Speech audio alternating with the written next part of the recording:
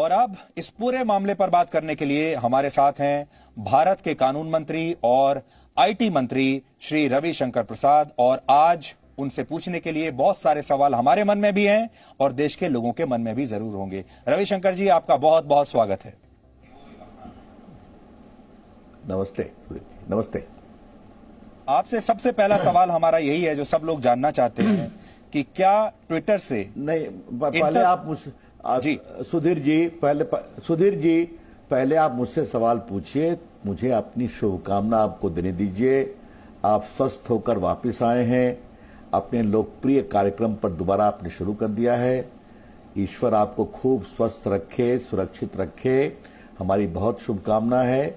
और आप इसी प्रकार से अपने इस विशेष लोकप्रिय कार्यक्रम के दर्शकों की सेवा करते रहें, ये मेरी बहुत शुभकामना है आपको।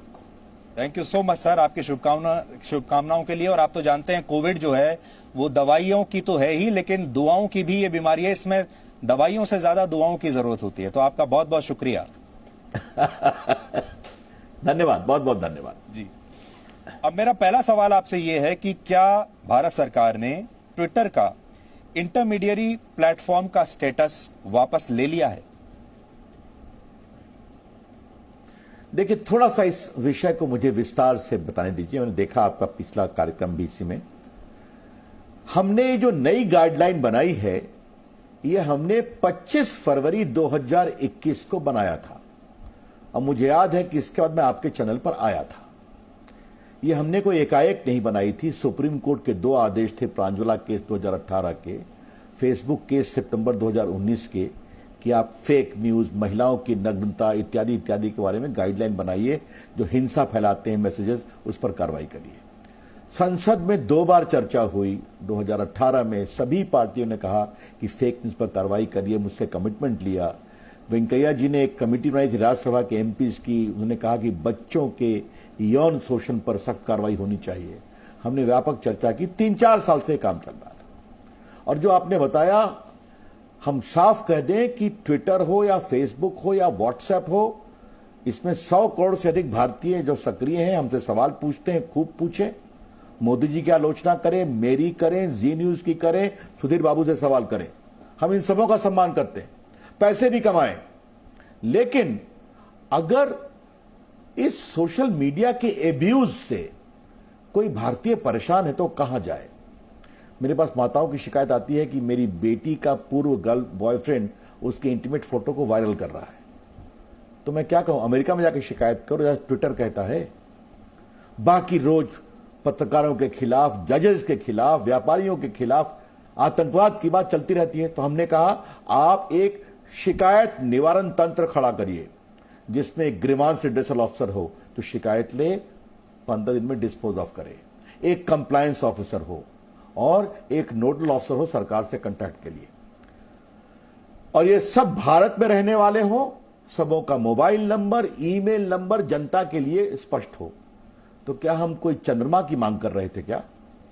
आप मुझे बताइए। 3 महीने का हमने समय दिया इन मेजर कंपनियों को, जिसके 50 लाख से अधिक यूजर्स थे। बाकी सबों ने अपॉइंट कर दिया। ट्विटर टाल मटोल। और ये 3 महीने की मियाद, सुधीर बाबू, 25 मई को खत्म हो गई। फिर भी हमने कहा देखो भाई, लास्ट में हमारे अधिकारियों की इच्छा के साथ जो कानून अपने आप स्पष्ट हो गया, हमने कहा नहीं, एक बार इनको लास्ट में गुडविल जेस्चर के रूप में एक लास्ट नोटिस फिर दो।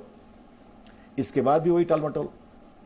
तो रूल 7 ऑफ द गाइडलाइन में इस बात का प्रावधान है कि अगर आपने गाइडलाइन का पालन नहीं किया तो आपका जो सेक्शन 79 में इंटरमीडियरी का एग्जेम्पशन है, मैं बताता हूं वो क्या है, वो समाप्त हो जाएगा और भारत के अन्य कानून, आपराधिक कानून भी आप पर लागू होंगे। ये क्या है इंटरमीडियरी में एग्जेम्पशन? सुधीर बाबू, आप प्लेटफॉर्म है, आपके यहां लोग अपनी अपनी बातें कहते हैं, तो उनके बात कहने से अगर कुछ आपराधिक मामला बनता है तो आपका उसके ऊपर कोई असर नहीं आएगा। यह है आपका एग्जेम्पशन, क्योंकि आप सिर्फ प्लेटफॉर्म हैं। तो हमने कुछ नहीं किया, इस बात को समझिए।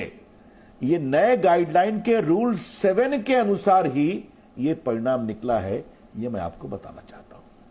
आपके में हम हर सवाल लेंगे, लेकिन मैं 2-3 सवाल आपके विचार रखना चाहता हूं। जी। आप अमेरिका में कांग्रेस के ऊपर कुछ लोग हमला करते हैं तो उसमें आप उनके ट्विटर अकाउंट बंद कर देते हैं। आप कहते हैं कि ये नहीं चलेगा, और उसके कुछ दिनों बाद जब किसान आंदोलन में भारत के लाल किले पर हमला होता है और आतंकवादी प्रोत्साहित लोग नंगी तलवार लेकर के दिखा रहे हैं, जो आपके चैनल पर भी दिखाया जाता है, और सिपाहियों को मारकर नीचे गिरा रहे हैं 20 फीट गड्ढे में, उनको चोट लग रही है, तो आप कहते हैं ये बोलने की आजादी है। ऐसा कैसे चलेगा भाई? अगर अमेरिकन कैपिटल अमेरिका के लिए इंपॉर्टेंट है तो भारत का लाल किला भारत के लिए इंपॉर्टेंट है, जहां भारत का प्रधानमंत्री 15 अगस्त को झंडा फहराता है। आप लद्दाख के एक पार्ट को चीन का दिखाते हुए नक्शा जारी कर देंगे ट्विटर पर, हमें 10-12 दिन आपसे मशक्कत करनी पड़ती है हटवाने के लिए। तो सुधीर बाबू, बहुत विनम्रता से मैं अपनी बात इसको समाप्त कर रहा हूं। भारत में आइए, खूब व्यापार करिए, पैसे कमाइए, नरेंद्र मोदी जी की आलोचना करिए, रविशंकर बाबू की करिए, सुधीर बाबू की करिए, खूब सवाल पूछिए, लेकिन भारत का कानून मानना पड़ेगा और भारत का संविधान मानना पड़ेगा। भारतीय आईटी कंपनी जाती है अमेरिका में तो वहां का कानून मानती है कि नहीं मानती है व्यापार करने? भारत की दवा कंपनी अमेरिका में जाती है तो भारत का कानून, अमेरिका का कानून मानती है कि नहीं मानती है?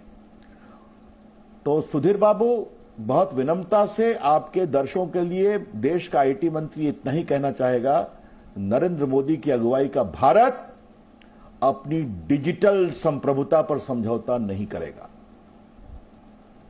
ईस्ट इंडिया कंपनी का जमाना बहुत पहले चला गया। इतना ही बातें मुझे विनम्रता से कहनी थी।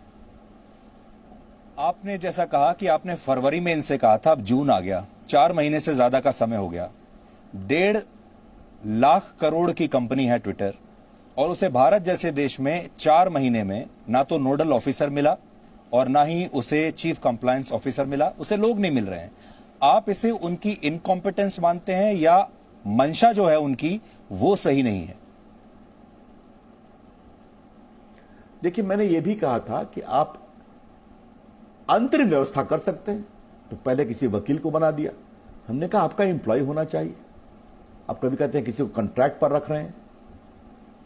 कल शाम तक की स्थिति हुई थी कि कोई इनका कंप्लायंस ऑफिसर नहीं था, लेकिन आपने कहा, बहुत मंशा की बात कही। तो सुधीर बाबू, ये ग्रीवांस ऑफिसर, ये नोडल ऑफिसर, ये कंप्लायंस ऑफिसर के लिए कोई यूपीएससी की आईएएस आईपीएस की परीक्षा करनी है क्या? प्रिलिमिनरी परीक्षा, इंटरव्यू?